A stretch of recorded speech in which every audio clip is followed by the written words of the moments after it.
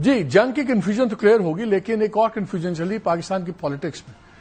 ایسے ٹائم پہ P T I میں کیا ہو رہا ہے یہ بڑی امپورٹنٹ ہے، بیکاز لارجسٹ پولیٹیکل پارٹی ہے، لیکن مکس بیانات آ رہے ہیں. پہلے آیا اسد کیسر صاحب نے کہا کہ ہم ووٹ آف کانفیڈنس لائیں گے اسپیکر کے اگینسٹ، ان کو انہی کے پارٹی کے چیئرمین نے کچھ اور کہہ دیا. پھر آیا کہ جی بات چیت چل رہی ہے، اس پہ بھی ڈینائلز آ گئے. پہلے دو سن لیں پھر میں آپ کو اپنے گیسٹ انٹروڈیوس کرواتا ہوں. عدم اعتماد کے اوپر بھی کافی ڈسکشن ہوئی تھی، ایک سنجیدہ گفتگو ہوئی تھی. قومی حمیت، قومی یکجہتی کے لیے اپنی ایکٹیویٹیز کو کچھ وقت کے لیے پوسٹ پون کی ہے. ہم نے یہ کیا اس پہ مشورہ کریں گے کہ اسپیکر کے خلاف کر دیے یا پرائم منسٹر کے خلاف کر دیے. اس وقت چونکہ سچویشن ابھی تک کلیئر نہیں ہے، جب نارمل سچویشن آ جائے تو پھر ہم اس کو کریں گے. نہیں بالکل فیک نیوز ہے، بالکل غلط ہے. پاکستان تحریک انصاف نے نہ کوئی ایسا فیصلہ کیا وزیر اعظم کے خلاف یا اسپیکر کے خلاف یا ڈپٹی اسپیکر کے خلاف، نہ ہم نے کوئی ایسی میٹنگ کی ہے، نہ کوئی ایسا فی الحال آن دا ایجنڈا ہے. یہ بھی چل رہا ہے. ذرا ان کا بھی سنواتے ہیں ہمیں صدیقی صاحب کا. عرفان صدیقی صاحب نے کیا کہا ٹاک شو.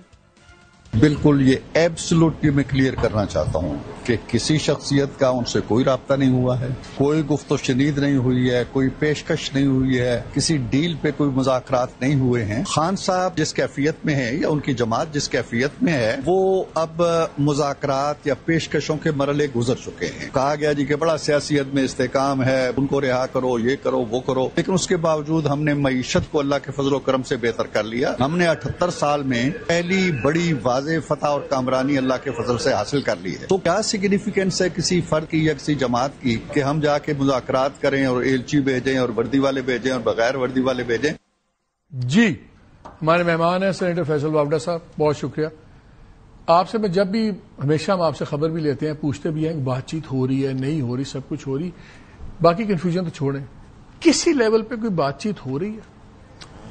بہت شکریہ مالک صاحب. اگر آپ مجھ سے میرے کروڈ وے میں سوال کا جواب مانگیں گے تو میں آپ کو سب کہوں گا یہ بکواس ہے، نان سنس ہے، خراب ہے، بی ایس ہے، کچھ بھی نہیں ہے. اوکے 4 لفظوں میں میں نے آپ کو سارا ایکسپلین کر دیا.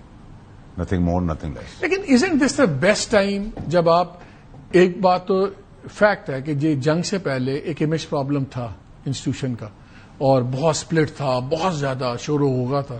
جنگ ہو گئی، وہ امیج یہاں سے یہاں چلا گیا. آرمی اور سارے now they are heroes and ایوری تھنگ. سزائیں بھی ہو گئی ہیں، پارٹی بھی تتر بتر ہے.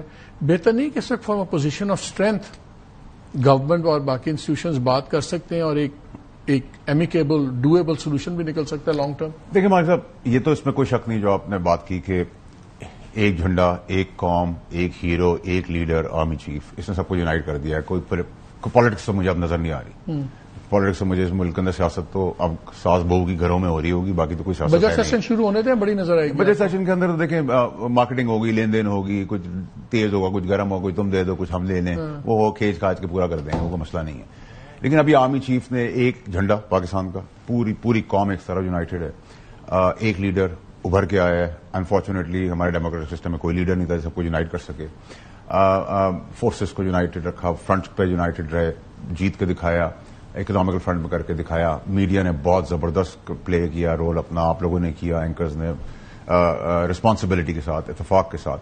تو پاک فوج کا مرال، پاک فوج کی امیج جو پروپیگیٹ کی گئی تھی. چیف کا باس تو پرائم منسٹر ہوتا ہے یار. سر دیکھیں وہ اب آپ نے باس کھیلنا ہے، آپ سے مجھے اور کچھ کروانا ہے شو کے اندر تو وہ الگ بات ہے. باس دیکھیں آج کے دن اسٹرکچر کو ادھر چھوڑ دیں سر، کیونکہ ہم نے سیاست دانوں نے صرف قبرستان بنایا اور